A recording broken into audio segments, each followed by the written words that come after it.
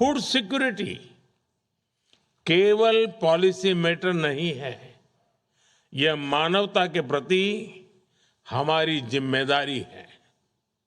Friends, Bharat का FAO के साथ सहयोग दशकों पुराना है। हमें गर्व है कि डॉक्टर स्वामीनाथन और डॉक्टर बिनोय रंजन सेन जैसे महान वैज्ञानिकों ने एफएओ से जुड़कर वर्ल्ड फूड सिक्योरिटी में महत्वपूर्ण योगदान दिया है। भारत का हमेशा से मानना रहा है कि साइंस, पॉलिसी और ह्यूमन वैल्यूज जब साथ आते हैं तब इतिहास बदलता है। संस्थापक सदस्य के रूप में भारत ने एफएओ के साथ मिलकर global food security, sustainable agriculture और हंगर फ्री वर्ल्ड के लक्ष्य को आगे बढ़ाने में सक्रिय भूमिका निभाई है। हमारी साझेदारी का सबसे अच्छा उदाहरण हमें इंटरनेशनल ईयर ऑफ मिलेट्स के दौरान देखने को मिला। एफएओ के सहयोग से दुनिया ने मिलेट्स की शक्ति को नए रूप में पहचाना। हम आगे भी कंधे से कंधा मिलाकर काम करते रहेंगे।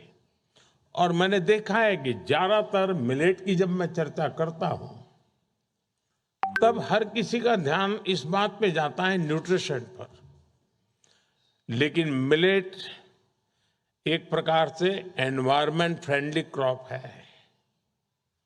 कम से कम पानी की जरूरत पड़ती है और बिना केमिकल फर्टिलाइजर वो ग्रो करता है। और भारत एक ऐसा देश है जहां 85% फार्मर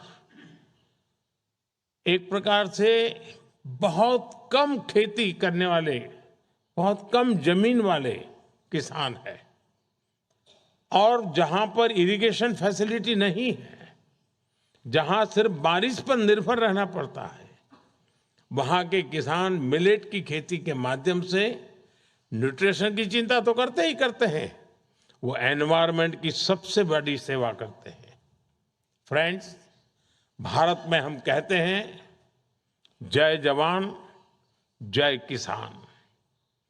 जब किसान एक बीज बोता है तब वह केवल फसल नहीं उगाता, वह आने वाली पीढ़ियों के लिए विश्वास बोता है। आज जब विश्व अनिश्चितता और अस्थिरता के दौर से गुजर रहा है, तब किसानों का योगदान और भी अधिक महत्वपूर्ण हो जाता है। आज जो सम्मान दिया गया है, भारत के हर किसान का संकल्प और मजबूत करेगा और आगे भी हंगर, पॉवर्टी और माल न्यूट्रिशन के विरुद्ध वैश्विक प्रयासों में भारत पूरी प्रतिबद्धता से अपना योगदान देता रहेगा। और जैसा बताया गया कि कल आप चाय का दिन मनाने वाले हो, तो चाय का दिन मनाने के लिए चाय वाला आज एक दिन पहले ही आपके बीच में आ गया है।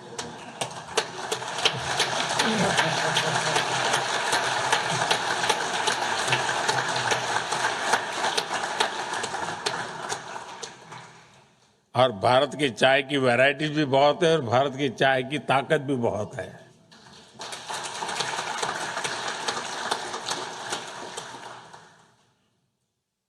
एक बार फिर एफएओ के डायरेक्टर जनरल का मैं हृदय से आभार व्यक्त करता हूं। आप सबका भी मैं बहुत बहुत अभिनंदन करता हूं। है हमारे जीवन मूल्यों का प्रतिबिंब है। हमारे यहाँ धरती को मां कहा जाता है और किसान को धरती पुत्र की संज्ञा दी जाती है। हजारों वर्ष पुराने यही मूल्य आज भी हमारे प्रयासों की प्रेरणा है। फ्रेंड्स, हजारों वर्षों की सीख और भारत की कृषि परंपरा के साथ आज हमारा देश एग्रीकल्चर सेक्टर में साइंस, टेक्नोलॉजी और इनोवेशन ड्रिवन अप्रोच को लेकर आगे बढ़ रहा है। हम सिर्फ प्रोडक्शन बढ़ाने के लिए ही नहीं, एक ऐसा फार्मिंग इकोसिस्टम बनाने के लिए भी काम कर रहे हैं जो सस्टेनेबल भी हो, क्लाइमेट रेजिलिएंट भी हो और फ्यूचर रेडी भी हो। और इसलिए पूरे भारत में साइंटिफिक एग्रीकल्चर को मिशन मोड में आगे बढ़ाया जा रहा है।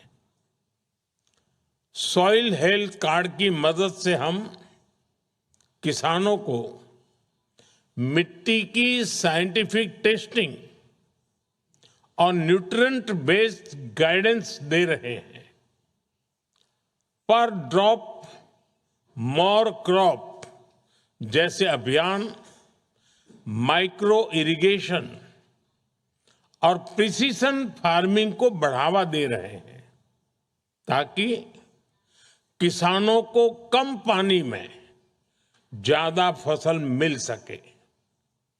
फ्रेंड्स, टेक्नोलॉजी आज इंडियन एग्रीकल्चर की नई ताकत बन रही है।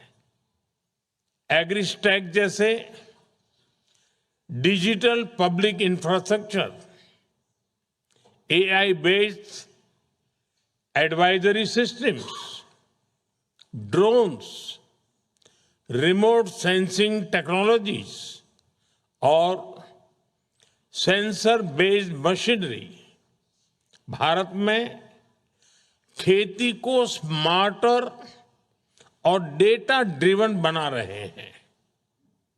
आज गांव का छोटा किसान भी मोबाइल टेक्नोलॉजी के जरिए वेदर अपडेट्स, क्रॉप एडवाइजरी और मार्केट इंफॉर्मेशन तक पहुंच रहा है। और भारत क्लाइमेट रेजिलिएंट एग्रीकल्चर पर भी तेजी से काम कर रहा है। पिछले 10 सालों में देश में लगभग 3000 क्लाइमेट रेजिलिएंट क्रॉप वैरायटीज विकसित की गई है। 3000। देश के करोड़ों किसानों को इससे लाभ मिल रहा है। साथियों, हम मानते हैं कि फ्यूचर ऑफ फार्मिंग केवल प्रोड्यूस मोर में नहीं बल्कि प्रोड्यूस बेटर में है। इसी सोच के साथ बायोडायवर्सिटी बढ़ाने और केमिकल फर्टिलाइजर पर डिपेंडेंस कम करने पर बल दिया जा रहा है। भारत का अनुभव दुनिया को यह दिखा रहा है कि स्केल और सस्टेनेबिलिटी साथ साथ चल सकते हैं। टेक्नोलॉजी और इंक्लूजन एक दूसरे को स्ट्रेंथन कर सकते हैं और science driven agriculture global food security का मजबूत आधार बन सकता है। फ्रेंड्स, आज भारत में कृषि का स्वरूप